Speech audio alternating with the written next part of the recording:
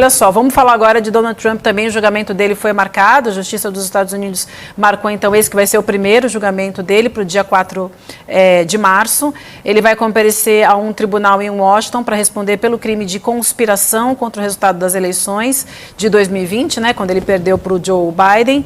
E esse é só um dos 4 processos que ele responde na Justiça, né, Mila?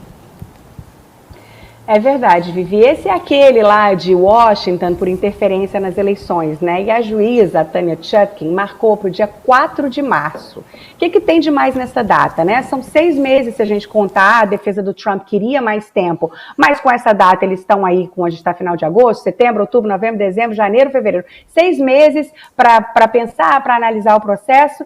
Só que 4 de março não é um dia qualquer, é véspera da chamada Super Tuesday, que é quando mais de 10 estados votam nas primárias. Lembra aquelas prévias eleitorais em que os eleitores do Partido Republicano decidem quem eles querem que seja o candidato republicano a competir pela presidência dos Estados Unidos. Então, na véspera, o Trump vai ser julgado. Ele fez um escarcéu, falou, vou apelar, foi para a mídia social dele lá, disse que isso não vai ser aceito. Só que normalmente não é permitido questionar a data de um julgamento. Uma vez que ele esteja marcado, ele está marcado. Tem aí algumas brechas na justiça, ele pode entrar com mandado de segurança, o chamado writ of mandamus, como eles chamam aqui, dizendo que o juiz errou, a juíza errou, e isso causa um dano irreparável, mas assim, normalmente isso é negado, o histórico é que os juízes nem consideram esse tipo de pedido. Então, está aí uma situação muito curiosa em aberto em relação a essa data. Ele está dizendo que essa data interfere no julgamento, porque o julgamento vai ser influenciado por isso, né, e as eleições vão ser influenciadas por isso,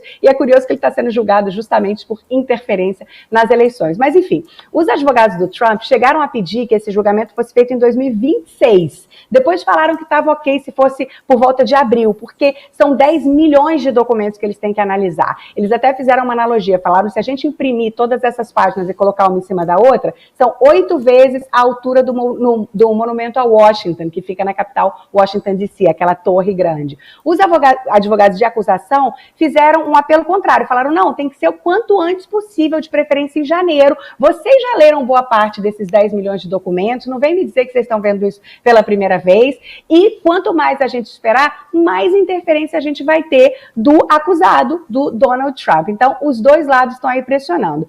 Essa data de 4 de março é, de fato, uma derrota para a defesa do Trump, eles não queriam que fosse tão cedo.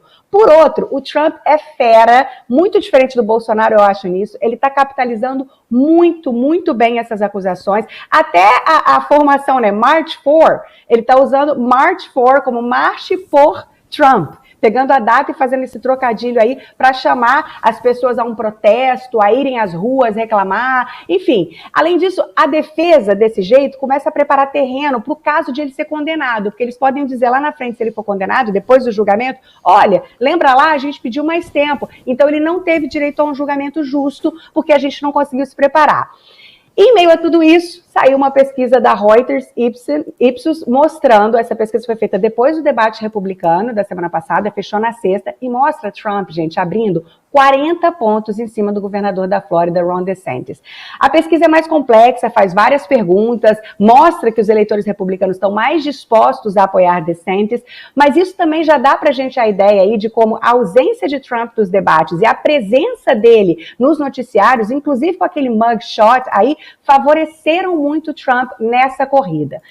O DeSantis encontra aí uma situação um pouco delicada com um outro oponente, o Vivek Ramaswamy, colado ali nele, aparece coladinho. Então a gente vai ver como é que essa corrida aí dos republicanos vai se desenrolar, mas sabendo que, mesmo quando a gente olha as notícias, Trump condenado, Trump vai ser julgado, Trump com mugshot, tudo isso, por enquanto, está, na verdade, trazendo recordes de arrecadação para a campanha dele e favorecendo muito a postura do Trump nas pesquisas. Por outro lado, só queria lembrar uma pesquisa lá do começo de agosto, também da Reuters Ipsos, que concluiu que mais da metade dos republicanos disseram espontaneamente que não votariam em Trump se ele fosse condenado. Então, pode ser aí que, diferentemente do que vem acontecendo, dele ganhar momentum aí com essas condenações e com essas manchetes que teoricamente deveriam ser desfavoráveis a ele, pode ser que, se for de fato uma condenação aí perto dessa Super Tuesday, perto da campanha, os republicanos falem, não, aí já é demais. Então, vamos esperar para ver.